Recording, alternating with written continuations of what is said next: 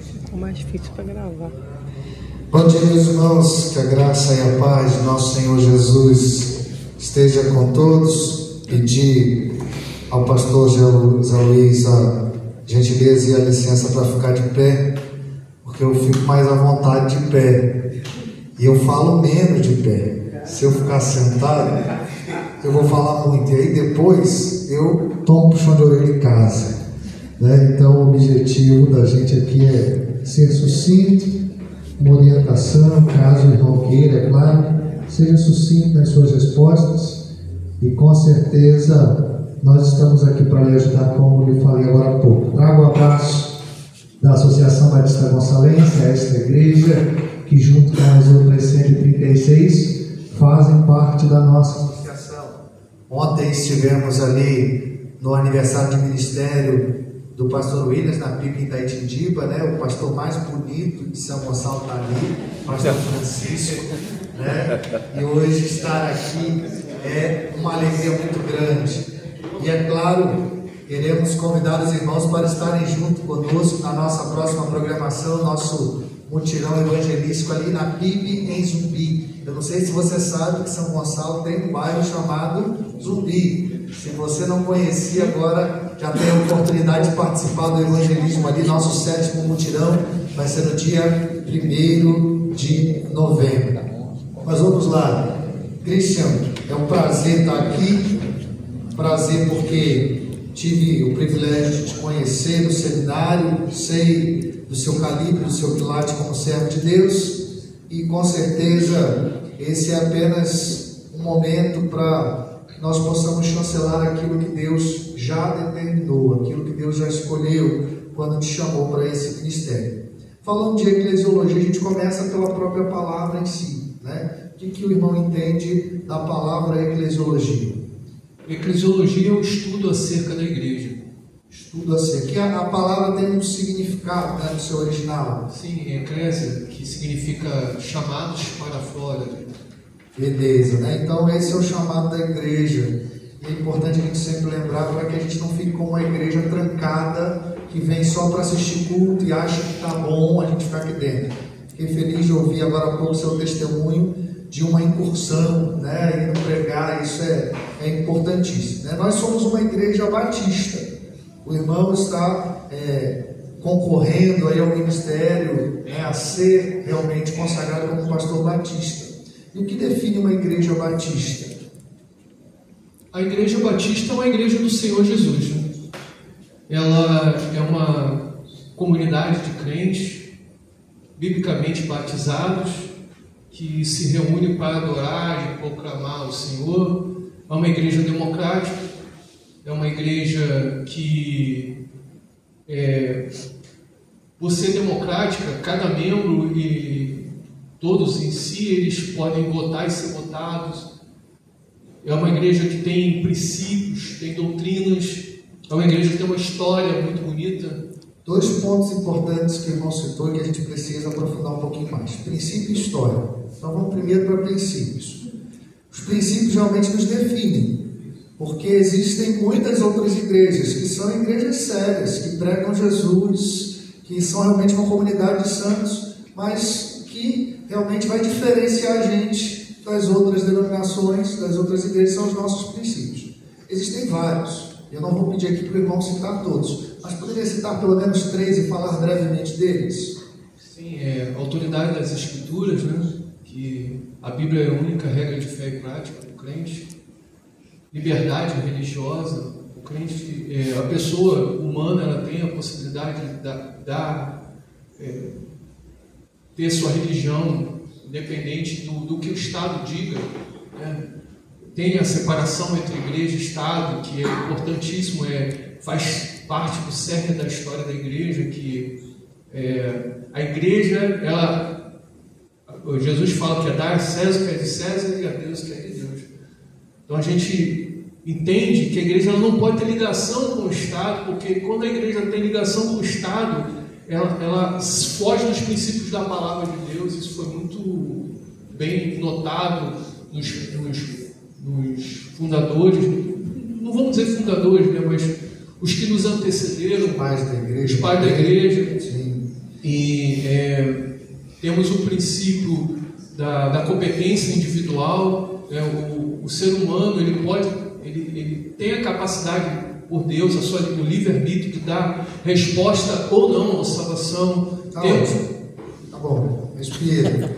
Não se alonga, porque se você se alongar, eu vou puxando outras perguntas. Aí vai ficando mais difícil. Mas aí é por sua escolha. Estou dando a dica. Quanto à história dos batistas. Bom, a gente tem 3 teorias, né? Tem 2 teorias e uma factual, né? As 2 teorias falam sobre o JJJ, que é descrito no livro Rastro de Sangue, em Jerusalém, Jordão e João Batista. É uma linhagem ininterrupta de João Batista até o dia de hoje. E temos também a teoria dos Anabatistas, porque Batista e Anabatista são nomes parecidos, mas tem grande discrepância quanto às doutrinas dele, e eles também eram meio violentos, né? Não eram assim muito... E pelo contrário, o Batista sempre foi muito tranquilo quanto à forma de ser. E temos a factual, que é um fato histórico realmente, que é que a Igreja Batista veio dos separatistas ingleses, né? No ano de 1609, na Holanda, Amsterdã, 2 líderes junto com uma congregação fundaram a primeira Igreja Batista dos tempos modernos, né? Thomas Ellis e John Smith. Beleza. E aí vai chegar aqui no Brasil, né? A gente tem Santa Bárbara do Oeste, em Bahia, né? Primeiro uma igreja, vamos dizer assim, estrangeira em solo brasileiro, depois uma igreja realmente brasileira, né? E que bom que chegou aqui, né? Eu particularmente digo que sou feliz sobre esta questão, sou feliz por ser batista, acredito nos princípios batistas, acredito na nossa história e acho que é importante a gente conhecer. É claro, tem muito mais coisas, né? Mas a gente vai caminhando por aqui. Diferença entre culto e liturgia. Culto é Romanos 12, né? Fala que apresentei vossos corpos em sacrifício vivo, santo e agradável a Deus, que é o vosso culto racional. Culto é adoração, é prostração, é confissão dos pecados. E liturgia é aquilo que a gente faz quando a gente se reúne, que é... Posso abrir a Bíblia? Fica à vontade. Lá em 1 Coríntios, capítulo 14, fala que, no versículo 20, diz: que fareis, pois, irmãos, quando vos ajuntais? Cada um de vós tem salmo, tem doutrina, tem revelação, tem língua, tem interpretação. Faça-se tudo para edificação. E no versículo 40, que eu acho que identifica muita gente como batista, que fala: faça-se tudo decente, tudo decentemente e com ordem. Beleza. Assim, simplificando, a gente tem aí forma e conteúdo, né? O culto é o conteúdo em si, a essência, o que a gente não pode perder. Nosso culto precisa ser cristocêntrico, nosso culto precisa ser bíblico. Mas quando a gente fala de liturgia, a gente está falando de forma. E a forma, ela muda com o tempo. E como pastores, a gente precisa aprender a ser pastores para o tempo que a gente vive. E se a gente não entende a diferença entre liturgia e culto, a gente engessa nossas igrejas. E aí a gente tem dificuldade, né? A gente vê muitos ministérios passando pela dificuldade de não entender a diferença entre liturgia e culto. Falando mais da parte administrativa, qual é a maior autoridade terrena da igreja? Terrena é a Assembleia. Assembleia. Tem 2 tipos, ordinária e extraordinária. Sabe diferenciar? A ordinária ela é marcada, né? O estatuto tem uma marcação de quanto que vai acontecer, e ela normalmente acontece nosso, por exemplo, aqui é de 2 em 2 meses, é ordinário. Mas a extraordinária é para assuntos mais emergenciais, caso precise tomar uma decisão fora desse cronograma de 2 em 2 meses. E que também está previsto em um documento chamado Estatuto. Sabe o que é esse documento? Para que serve? O Estatuto é um documento que forma corpo jurídico da igreja. Ela se torna uma pessoa jurídica. E ali tem as diretrizes, a denominação, qual é a diretoria, tem todas as questões da igreja quanto às leis, né? Tanto que a gente está passando por uma reforma nossa também aqui, do nosso estatuto, criamos uma comissão, visto que nosso estatuto já tem um prazozinho, ele, de tanto tempo ele precisa sofrer uma reforma. Sim.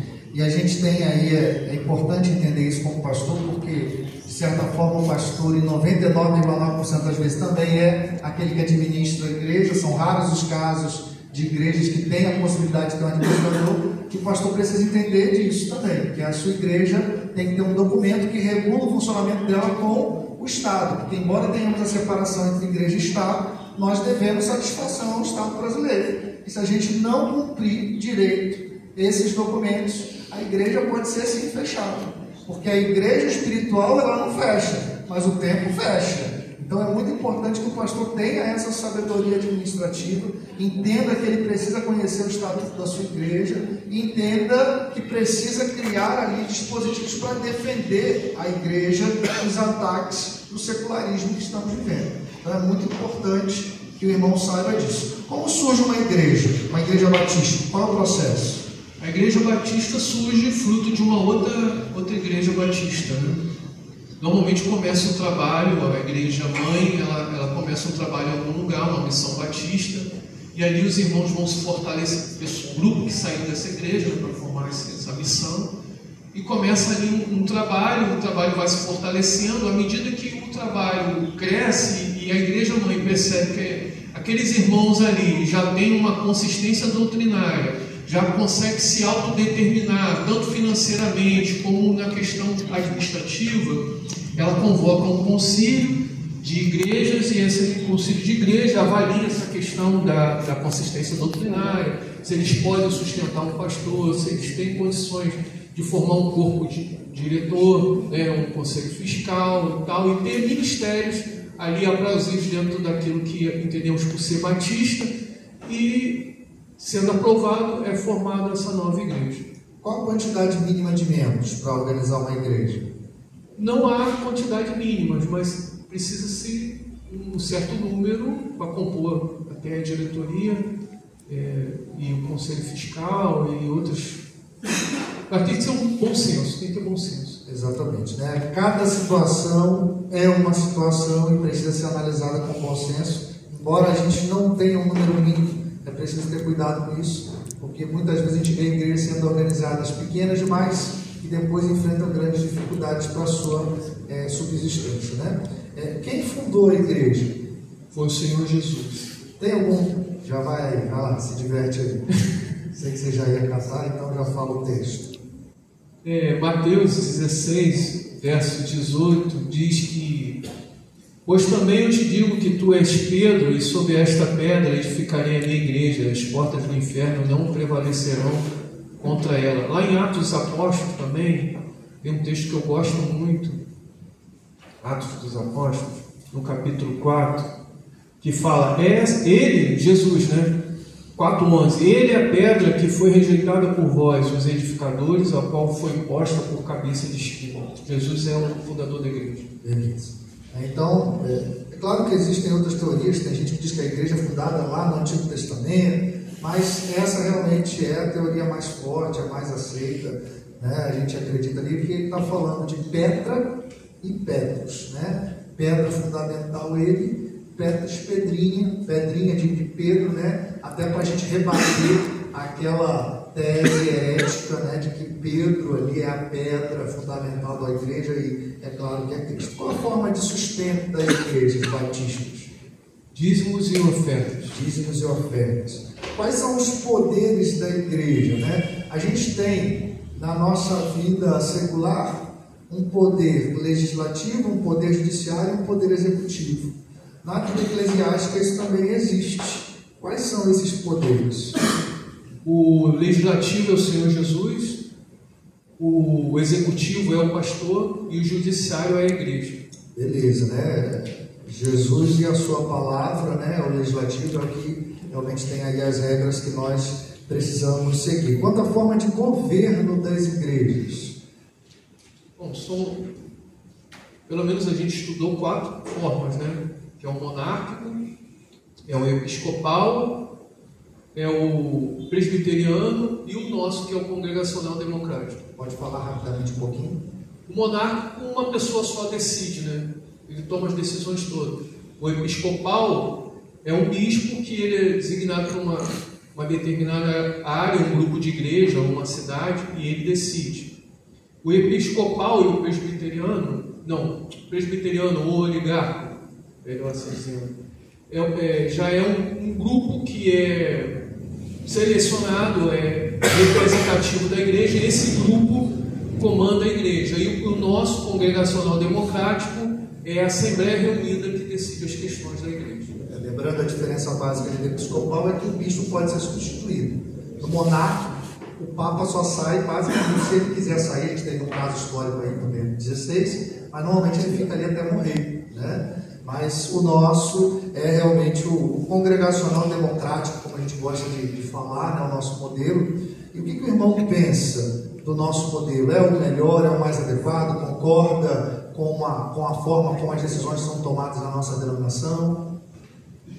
Assim, sobre a questão de ser melhor ou pior, eu não consigo fazer essa avaliação. Mas é o mais bíblico. Pelo menos em Atos dos Apóstolos, você vê a igreja tomando decisões por assembleia.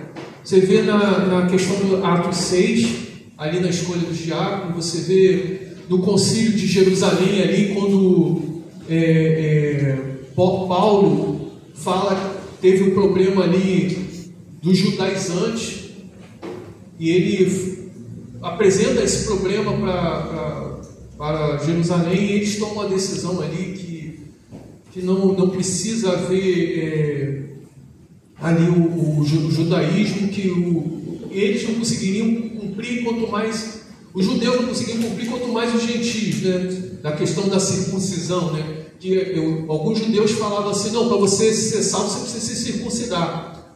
O camarada não era judeu, era gentio. Então isso para Paulo não era uma doutrina bíblica, então ele levou o concílio e foi decidido em assembleia. Nós tivemos vários concílios, não só esse, mas Constantinopla, Éfeso, Calcedônia, né?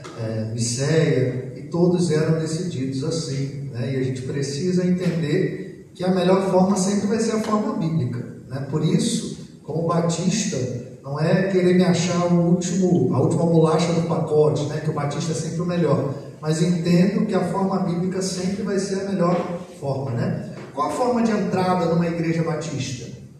A principal forma de acesso à membresia de uma igreja batista é o batismo após profissão de fé. Nós temos carta de transferência, aclamação e a reconciliação. Aclamação, como é que o irmão enxerga? A gente tem tido muito problema porque as pessoas não entendem como funciona a aclamação e para que serve a aclamação. Doutrinariamente falando, quando é aplicável a aclamação? É quando há algum tipo de falha de comunicação entre as igrejas. Você manda cartas e a igreja não responde, ou então a igreja não existe mais. Então, a gente vendo o proceder do irmão com testemunhas, a igreja aceita, a igreja soberana, ela pode aceitar aquele irmão por aclamação. Mas uma falha de documentação entre igrejas da mesma fé e ordem. Isso é importante frisar, porque o que a gente tem visto é igrejas aclamando pessoas de outras denominações. É claro que a igreja ela é soberana para fazer o que quiser, mas doutrinariamente falando, a aclamação é dificuldade de documentação entre igrejas da mesma fé e ordem, ou seja, igrejas batistas, né? Quanto à questão da disciplina, quais são? Está descrita em Mateus 18, né? A questão da disciplina. A disciplina é feita de três formas, né? A disciplina formativa, a disciplina corretiva e a disciplina cirúrgica. Posso ver aqui? Mateus 18,15. Ora, se teu irmão pecar contra ti, vai e repreende entre ti e ele só. Se te ouvir, ganhaste o teu irmão. Mas se não te ouvir, leva ainda contigo um ou dois, para que pela boca de 2 ou 3 testemunhas toda a palavra seja confirmada. E se não as escutar, diz à igreja, e se também não escutar a igreja, considera-o como um gentio e publicano. Então aqui está bem nítido as 3 formas de disciplina. Aquela disciplina formativa que é feita no púlpito, nas escolas bíblicas dominical, né? A pessoa ouve e se autodisciplina. E a corretiva já é face a face, o pastor fazendo gabinete, indo, visitando o irmão e aconselhando ele se posiciona biblicamente. E a cirúrgica é o terceiro estágio, vamos dizer assim, e depois de ter passado essas 2 fases, né, o pastor vai, fala com ele, a pessoa não se corrige, ele leva a igreja monta uma comissão, a comissão vai lá, fala com ele, aquele irmão não se corrige, leva a terceira. Eu gosto disso porque são 3 instâncias, né? O pastor primeiro, depois a comissão e depois a igreja. Então, oferece aquilo que o Código Civil diz hoje, que é a ampla defesa. E o contraditório. Para que a pessoa não fale assim, eu não tive oportunidade de me defender. Né? Mas biblicamente já dá esse respaldo, né? E é interessante. Antes era só por uma questão bíblica, agora é por uma questão de evitar processo também. Porque se não fizer direitinho, a igreja pode passar por uma situação, e aí mais uma vez entra a figura do administrador, do pastor administrador, que precisa cuidar da igreja para não estar recebendo um oficial de justiça aí e realmente causando um constrangimento. Quanto aos oficiais da igreja, quem são? São 2, pastores e diáconos. Beleza. Para que surgem os diáconos? Os diáconos surgem para resolver uma questão da igreja ali, que as viúvas helênicas e as viúvas hebreias estavam tendo uma discussão, que havia uma discrepância na distribuição das ceias. Então foi ali proposto pelos apóstolos que escolhessem homens de boa reputação, cheios do Espírito Santo, né? E esses homens foram escolhidos pela igreja, eleitos pela igreja, e os apóstolos ficariam na oração e no ministério da palavra para não deixarem servir as mesas, né? Foi um problema que foi resolvido com uma assembleia. Muito bem. E hoje, qual seria a missão dos diáconos? Diácono significa servir, né? Serviço. Então, eles servem, e a gente diz que servem em 3 áreas, né? A mesa da igreja, a mesa dos necessitados e a mesa do pastor. Perfeito. Quais são as ordenanças? Ordenanças são ceia e batismo. Quanto à participação, quais são os tipos de ceia? Temos a ultra livre, restrita e ultra restrita. Pode falar um pouquinho? A ultra livre é para todas as pessoas que estão presentes, inclusive não crentes. A livre é para crentes, biblicamente batizados, em comunhão com Deus e com a igreja. A restrita é para os membros da igreja, da denominação, no caso só batistas. E a ultra restrita é só para os membros locais. No caso, teria de fechar a porta quando tivesse ceia. Quanto ao significado? O significado da ceia? Isso. A gente tem, só para deixar bem claro para o irmão que eu estou perguntando, né? Cada grupo entende a ceia como uma coisa, né? Com uma característica específica. E aí a gente tem 4, nós somos um desses 4. Pode falar, por favor. São 4: transubstanciação, consubstanciação, presença mística e memorial. Pode falar. Transubstanciação, entende-se que o pão e o vinho, que representam o corpo e o sangue de Cristo, se tornam realmente o corpo e o sangue. Isso é a Igreja Católica. Tem a consubstanciação, que entende que os elementos não se transformam, mas contêm o corpo, o pão e o vinho, tem o corpo e o sangue de Cristo. E tem a presença mística, que é a ceia confere algum tipo de graça, algum tipo de bênção, né? No caso, a pessoa toma ceia, ela fica mais espiritual que outra. E a nossa, que nós entendemos que é biblicamente um memorial, está lá em 1 Coríntios 11. Fazer isto em memória de mim. Então o irmão concorda com o nosso tipo de ceia como memorial, acha que é bíblico? Sim. Então não confere graça. Não. Isso é importante para a gente entender que às vezes as pessoas chegam para o pastor e falam: pastor, eu preciso tomar a ceia, como se aquilo ali fosse um ingrediente mágico, né? E não se preocupando com a comunhão. Se for precisar, porque quer estar em comunhão com a igreja, porque entende a importância daquele momento, ótimo. Mas é muito importante, como pastores, a gente conscientize nossa igreja de que aquilo ali não é uma varinha mágica, né, que resolve todos os problemas, né? Quanto ao batismo, tipos de batismo. 3 tipos, né? A aspersão, que são gotinhos, a infusão, que é um pouco mais de água, derramamento, né? E o batismo que a gente crê e a gente faz, que é a denominação faz, a Igreja Batista faz, que é o batismo por imersão, que é o mais biblicamente, vamos dizer assim, correto, né? Se você for ver lá em Mateus 3, no verso 16, diz que o Senhor, depois que foi batizado, Jesus, depois que foi batizado, ele saiu da água. Então, para sair, ele precisava estar, pelo menos, na cintura, né? Para sair tem que entrar, né? É uma lógica boa, né? Uma lógica inteligente. E a própria palavra batismo, né? Vem de batismos, que quer dizer mergulho. Não tem como você mergulhar em um pingo d'água. Você mergulha em uma quantidade considerável de água, né? Quanto ao seu relacionamento com o seu pastor, né? O irmão está sendo consagrado, mas não é para assumir um ministério titular, pelo menos não nesse primeiro momento, né? Então vem para uma igreja que já tem um pastor. Qual vai ser o seu comportamento, o seu relacionamento com esse pastor presidente? O que o irmão acha que é correto? Qual é a função de um pastor auxiliar batista? Primeiro, um relacionamento de lealdade, né? Tem que ter lealdade com o seu pastor. Entender que Deus chamou ele. E a gente tem entendido isso e tem temos tido uma amizade, temos tido um companheirismo, uma lealdade e também aquilo que as pessoas não gostam muito, mas tem que agir, tem que ser em submissão mesmo, né? No sentido de entender a decisão dele e acatar essa decisão, né?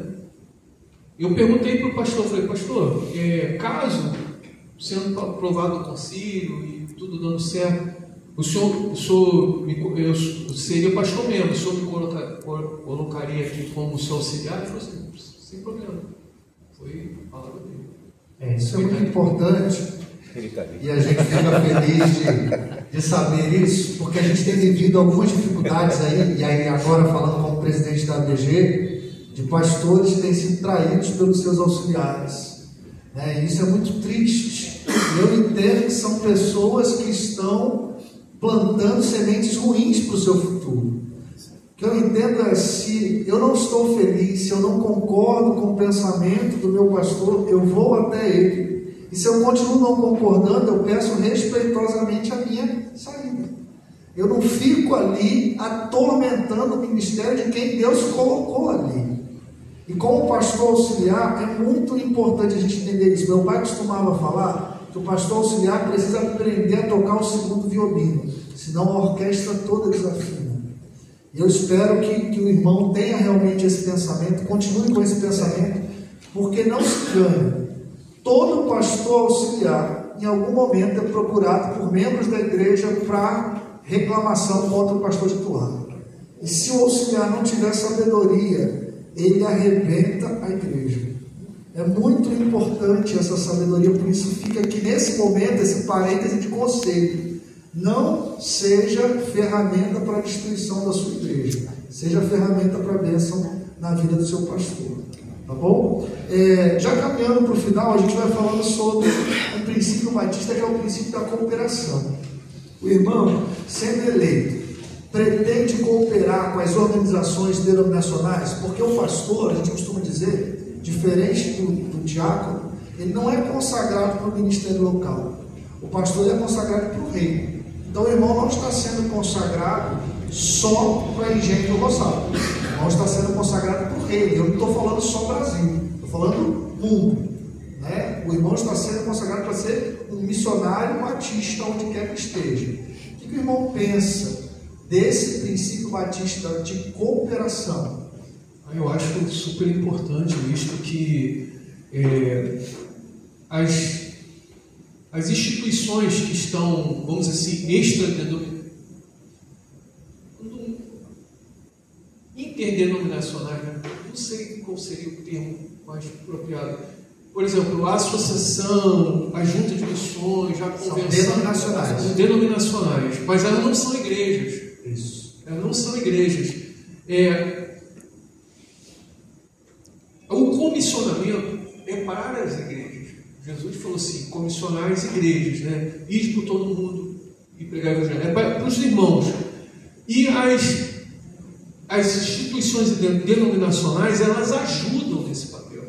São fundamentais, porque como que a Igreja Batista de Engenho Lançado vai levar um missionário lá fora do país? Então a gente precisa estar cooperando para poder colaborar. O senhor mesmo falou aqui sobre um esforço evangelístico num lugar que eu nem sabia que existia. Então essa questão da associação e das instituições denominacionais, elas são importantes para isso.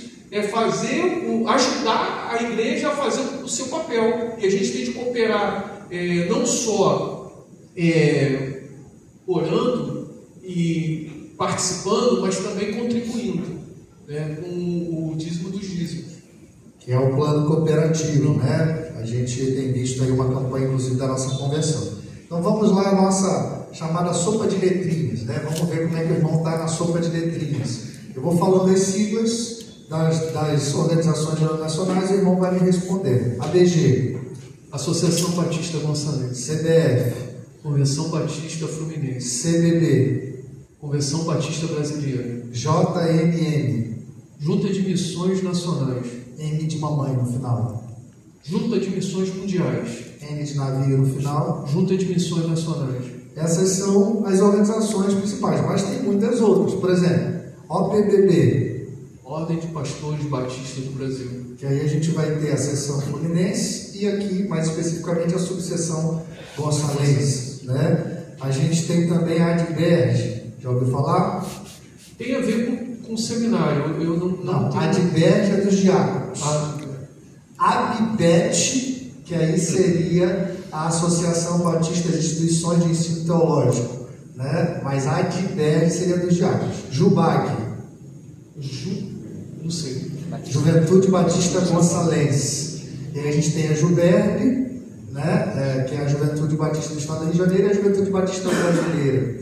Essas organizações, elas muitas vezes ficam esquecidas, mas são ferramentas preciosas, poderosas, que fornecem inclusive material para abençoar o trabalho da igreja local. E o que eu costumo dizer é que quanto mais a igreja se envolve com a denominação, mais ela cresce. Quanto mais ela participa, quanto mais ela coopera, porque ela vai pegando ideias. Estou cansado de ir na igreja dos colegas e catar a ideia da igreja deles. E eu falo na cara dura, vou copiar isso aqui. Isso aqui é interessante, vou copiar. Mas como é que eu vou ter esse contato se eu vivo só dentro da minha igreja? Se eu não participo das programações denominacionais? Então é muito importante esse envolvimento denominacional, porque ele proporciona o crescimento da igreja local. Ok? Perguntas agora mais no campo administrativo. Qual o pensamento do irmão quanto à união estável dentro da igreja? Sou contra. Sabe o que significa uma união estável? Sim. Pode dizer para a gente? A união estável, assim, do ponto de vista histórico, é importante. Por quê? Porque ela resolve uma questão que era uma pessoa que estava há muito tempo vivendo junto com outra e não tinha direito nenhum. E a união estável resolve essa questão, principalmente de homens levianos que depois de 15 anos chegavam para sua esposa, vai embora que você não tem direito a nada não. Isso aconteceu muito. E a união estável resolveu essa questão. Só que a união estável, ela não é feita, ela não é um casamento. Esse é o problema, as pessoas se confundem união estável com casamento. Por exemplo, união estável, eu tive um problema aqui na igreja, até compartilhei com o meu pastor, que a pessoa achava que união estável era casamento. Então a gente teve de... Né? Por quê? A união estável, a pessoa não muda o estado civil dela, ela continua sendo solteira. A união estável ela pode fazer com mais de uma pessoa. Então ela pode fazer o que eles chamam de poliamor, né, que é uma coisa apelativa à Bíblia. Louca, literalmente louca. Então a união estável não deve ser de maneira nenhuma ser aceita como documento para aceitar membro na igreja. E isso, inclusive, deve constar nos nossos documentos, porque é uma forma da gente se defender desses ataques. A gente precisa ter essa sabedoria, né? O pastor precisa utilizar os seus documentos para se defender disso. Porque qual é a diferença básica? A diferença básica é que o casamento é bíblico. Ele é uma união entre um homem e uma mulher diante de Deus. Se não foi feita uma união entre um homem e uma mulher diante de Deus, não é casamento, ponto final. Mesmo que a justiça brasileira e outros países considerem que são equiparados, mas não é casamento, e como igreja a gente precisa definir isso. Como o irmão pretende receber na sua igreja uma pessoa que é homossexual, uma pessoa que tem um relacionamento homoafetivo? Vamos dar um exemplo bem concreto. Chega aqui amanhã, culto de domingo, uma pessoa acompanhar, um homem acompanhado de um outro homem, fica muito feliz, gosta muito da mensagem do pastor Zé Luiz, emocionado, e fala assim: olha, esse aqui é o meu marido, esse aqui é o meu esposo, nós gostaríamos de frequentar essa igreja. Qual é o posicionamento? Assim, quanto à frequência, não há problema algum. A gente vai tratar a questão da homossexualidade como qualquer outro pecado. A homossexualidade é um pecado e a gente vai tratar como tal, né? E a gente vai pregar em cima disso aí, vai ensinar com muito cuidado, muito carinho, respeitando, valorizando a pessoa humana, que são seres humanos, a gente tem que respeitar eles por isso, né? E o valor deles, Jesus dá um valor muito grande para o ser humano, e a gente não pode simplesmente, né, achar porque eles estão num desvio, né, que eles não merecem a graça. Pelo contrário, a graça é para todos, mas a gente entende que é pecado e a gente vai tratar como pecado e com muito cuidado. A Bíblia diz para vir como está, mas não é para permanecer, né? É vir do jeito que está, mas para ser tratado. Senhor presidente, me dou por satisfeito. Agradeço, tentei resumir ao máximo aqui as perguntas, peço desculpa aí se tomei muito tempo do presbitério. Obrigado, pastor. Agradeço a sua presença, que é fundamental para a gente. Eu vou franquear, então, já tem uma mãozinha levantada.